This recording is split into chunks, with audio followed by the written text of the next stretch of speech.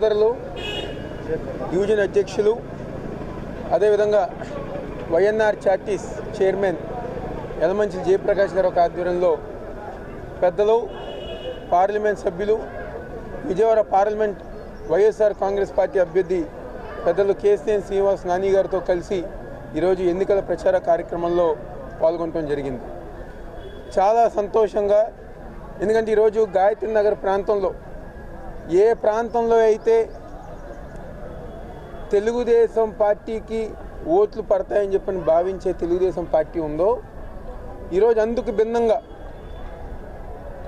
మేము తిరిగిన ప్రాంతంలో అపార్ట్మెంట్ల నుంచి కానివ్వండి, ఇళ్లలో నుంచి కానివ్వండి బయటికి వచ్చి ఈరోజు మాకు స్వాగతం పలుకుతూ పైన అపార్ట్మెంట్ల నుంచి అయినా మాకు అభివాదం చేస్తూ చెయ్యి ఊపుతూ మమ్మల్ని దీవించి ఆశీర్వదించారంటే దానికి కారణం మేము చేసిన అభివృద్ధి కార్యక్రమాలు. ఇదే గాయత్రి నగర్లో దాదాపుగా 5-6 రోజులుంటే 4 రోజులు ఈరోజు జగన్మోహన్ రెడ్డి గారి యొక్క నాయకత్వంలో శంకుస్థాపన చేసి పూర్తి చేసింది వైఎస్ఆర్ కాంగ్రెస్ పార్టీ జగన్మోహన్ రెడ్డి గారి యొక్క నాయకత్వం. ఈరోజు మేము ఎక్కడగారా మాకు ఓటు వేస్తారనో ఓటు వేయరని మేము ఎక్కడగారు చూడలేదు. మా పార్టీ అన్నో మా పార్టీ కాదన్నో మేము ఎక్కడగారు చూడలేదు. ఎక్కడైతే ప్రజానికానికి ఒక నమ్మకం కల్పించి మౌలిక సదుపాయాలు ఏర్పాటు చేయాలని చెప్పని మేమందరం గారు అనుకున్నాము. దానికి అనుగుణంగా ఈరోజు ఈ యొక్క డివిజన్ అధ్యక్షుడు యలమంచిలి జయప్రకాష్ గారు ఒక ఆధ్వర్యంలో 8వ డివిజన్లో దాదాపుగా 9 కోట్ల రూపాయలు అభివృద్ధి కార్యక్రమాలు ఈరోజు మా ప్రభుత్వంలో మేము చేసామని సందర్భంగా చెప్పాం. కేవలం అదే కాదు, ఒక పక్క అభివృద్ధి కార్యక్రమాలు, మరొక పక్క సంక్షేమ కార్యక్రమాలు, మరొక పక్క సేవా కార్యక్రమాలు. ఈరోజు వైఎన్ఆర్ చారిటీస్ ఆధ్వర్యంలో 8వ డివిజన్లో ఇన్ని మంచి కార్యక్రమాలతో పాటు సేవా కార్యక్రమాలు. ఎవరైనా తోపుడు బళ్ళు అడిగినా, ఇస్త్రీ పెట్టెలు అడిగినా, ఆర్థిక సహాయాలు అడిగినా, విద్య వైద్యానికి ఏది అడిగినా ఈరోజు యలమంచిలి జయప్రకాష్ గారు ఆయన తండ్రి గారి పేరు మీద కానివ్వండి, అదేవిధంగా స్వర్గీయ దేవినేని రాజశేఖర్ నెహ్రూ గారి పేరు మీద ఇద్దరు పేర్లతో ఈరోజు సహాయ కార్యక్రమాలు చేశారు. కాబట్టి ఈరోజు 8వ డివిజన్లో గల వేలాది మంది ప్రజల ఒక సమక్షంలో మా ఒక ప్రచార కార్యక్రమం ముందుకు వెళ్తామని సందర్భంగా చెప్పారు. ఎందుకంటే స్థానికంగా ఉన్న తెలుగుదేశం పార్టీ మద్దతుదారులు గారు అడుగుతున్నారు, 10 సంవత్సరాలు ఈ నియోజకవర్గానికి గద్దె రామ్మోహన్ ఏం చేశారని చెప్పండి.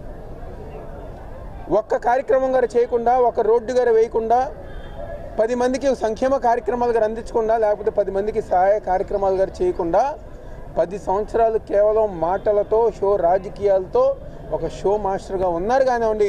మా ప్రాంత అభివృద్ధి కోసం, మా ప్రజానికి ఒక సంక్షేమం కోసం ఏ రోజు గారు గద్దె రామ్మోహన్ చేయలేదు. కాబట్టి ఈరోజు మేము వాస్తవానికి తెలుగుదేశం పార్టీ అయినా రేపు జరగబోయే ఎన్నికల్లో ఎంపీగా, ఎమ్మెల్యేగా వైఎస్ఆర్ కాంగ్రెస్ పార్టీకి మేము ఓటేస్తామని చెప్పని ఈరోజు తెలుగుదేశం పార్టీ మద్దతుదారులు గారు ఈరోజు మా వెనకాల ఉన్నారు. చాలా సంతోషంగా రాబోయే రోజుల్లో ప్రజానికి ఒక దీవెనలతో, ప్రజల ఒక ఆశీర్వాదంతో తప్పకుండా రాబోయే రోజుల్లో ఈరోజు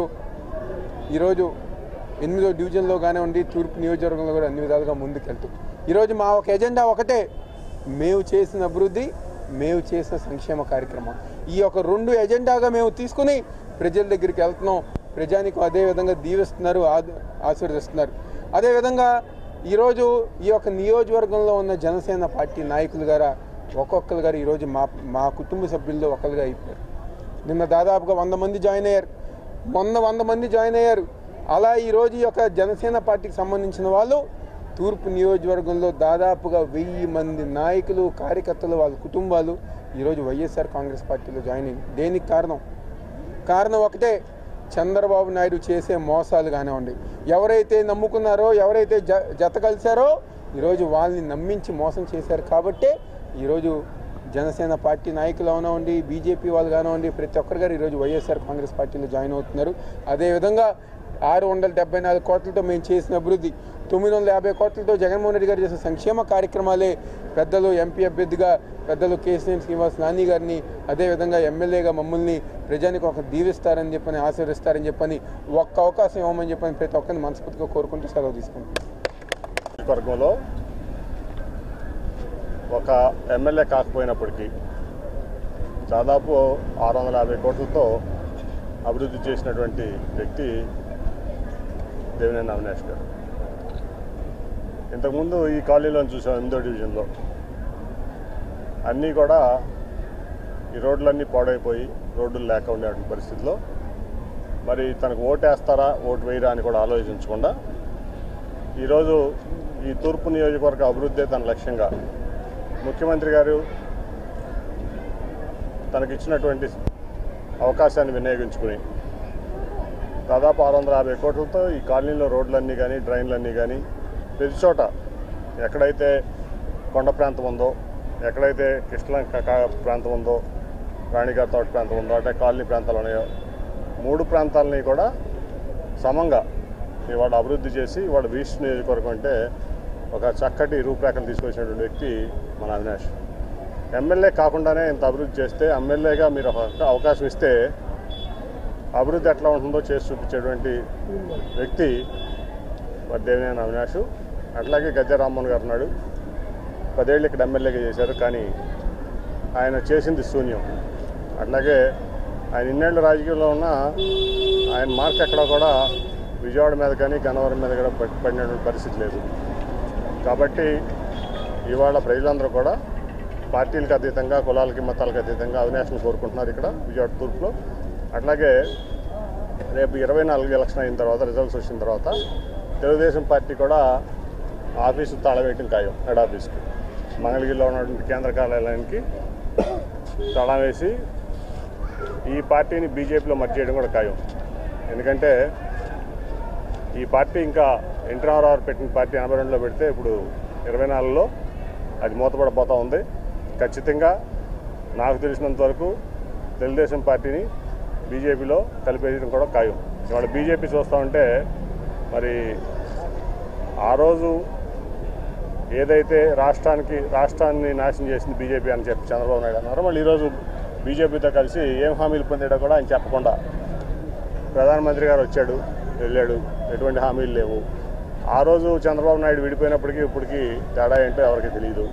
ఇవాళ ఏం హామీ లభించిందని చంద్రబాబు నాయుడు బీజేపీతో మోడీ గారితో కలిసాడో ప్రజలందరికీ చంద్రబాబు నాయుడు సమాధానం చెప్పాలి. నాకు తెలిసిందైతే రేపు ఎన్నికల తర్వాత ఈ పార్టీని కలిపేయడం మాత్రమే ఈ కలయిక అని చెప్పి నేను అనుకుంటా ఉన్నా.